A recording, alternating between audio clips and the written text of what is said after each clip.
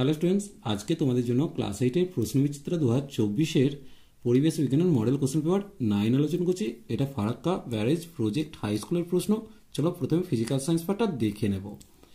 দেখো, একটা সঠিক উত্তর নির্বাচন করতে বলেছে। ক্লোরোফর্মের ফোটনাঙ্ক 61 ডিগ্রি সি, অর্থাৎ সি এর উত্তরটা সঠিক। 2 কোশ্চেন দেখো, একটি বাক্যে উত্তর দিতে বলেছে। এখানে তোমাদের দুটো 1 নম্বরের কোশ্চেন করতে হবে। 1 কোশ্চেন দেখো, 1 কেজি ভরের কোনো বস্তুকে পৃথিবী যে পরিমাণ বল দিয়ে আকর্ষণ করে তার মান হচ্ছে 9.8 নিউটন।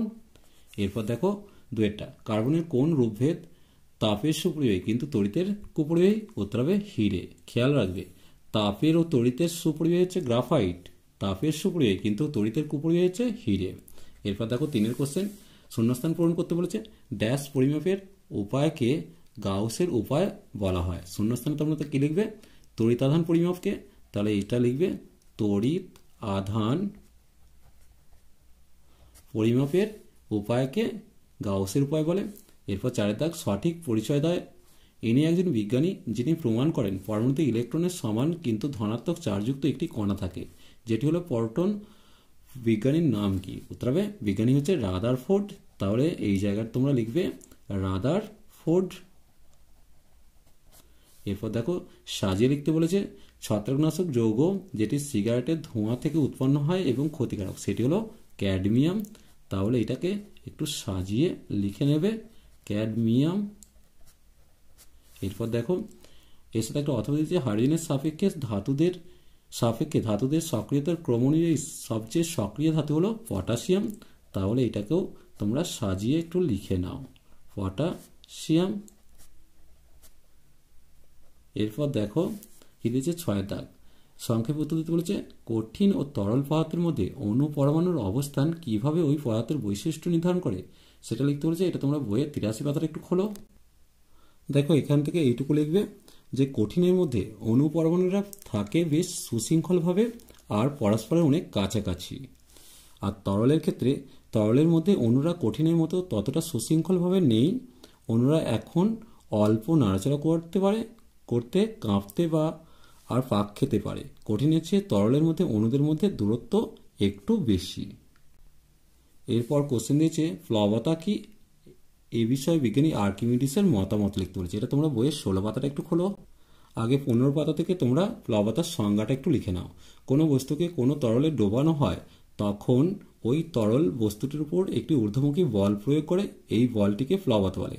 যদি গুছিয়ে লিখতে চাও, কোনো বস্তুকে কোনো তরলে ডোবানো হলে তরল বস্তুটির ওপর একটি ঊর্ধ্বমুখী বল প্রয়োগ করে, এই ঊর্ধ্বমুখী বলকেই প্লবতা বলে। দেখো, একটি বস্তুকে কোনো তরলে ডোবালে ওই বস্তুটি কিছুটা তরলকে তার জায়গা থেকে সরিয়ে দেয় ও নিজে সেই জায়গা দখল করে। বস্তুটিকে জায়গা দিতে গিয়ে যতটা তরল নিজের জায়গা থেকে সরে গেল সেই পরিমাণ তরলের ওজন যত, বস্তুর ওপর তরলের দেওয়া ঊর্ধ্বমুখী বলের প্লবতা মানও তত।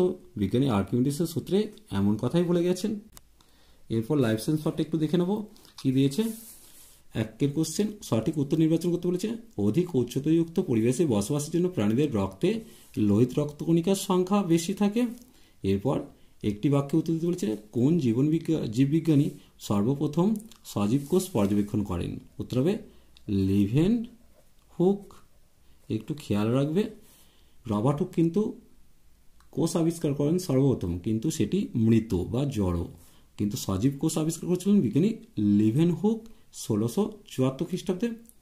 এরপর দেখো, 3টা বিমানন শব্দটি বেছে লিখতে বলেছে। Chloroplastid, গ্রানা, centrosome, chlorophyll. এদের মধ্যে বিমানন হচ্ছে সেন্ট্রোজোম, কারণ ক্লোরোপ্লাস্টিড, গ্রানা এবং ক্লোরোফিল এই 3টেই হচ্ছে একই। এরপর দেখো 4টা, দেখো কস্তম্ভের সঙ্গে খস্তম্ভ মিলিয়ে লিখতে বলেছে। শক্তি উৎপাদক কোষ অঙ্গাণু হচ্ছে মাইটোকন্ড্রিয়া, তাহলে এটা 1-এর সঙ্গে ম্যাচিং হলো। প্রোটিন সংশ্লেষকারী কোষ অঙ্গাণু হচ্ছে রাইবোজোম, তাহলে এটা 2 করলাম। এরপর দেখো 5 দাগ কি দিয়েছে, উদ্ভিদের ভাজক কলা ও স্থায়ী কলার 2টি করে কাজ লিখতে বলেছে। এটা তোমরা বইয়ের 180 পাতায় পাচ্ছ। দেখো, ভাজক কলার কাজগুলো নতুন অঙ্গের সৃষ্টি করা, মূল ও কাণ্ডের দৈর্ঘ্য বৃদ্ধি করা, নতুন পাতা, কাক্ষিক মুকুল ও শাখা উৎপন্ন করা, এছাড়া ফুল উৎপন্ন করাও আছে। যে কোনো 2টো কাজ লিখবে। স্থায়ী কলার কাজ খাদ্য সংশ্লেষ, খাদ্য সঞ্চয় ও পরিবহন করা, জল সংবহন করা, ভারবহন ও দৃঢ়তা প্রদান করা। এর পরের কোশ্চেনটা দেখো, পেশিকোষ ও স্নায়ুকোষের মধ্যে একটি করে আকৃতিগত ও কার্যগত পার্থক্য লিখতে বলেছে।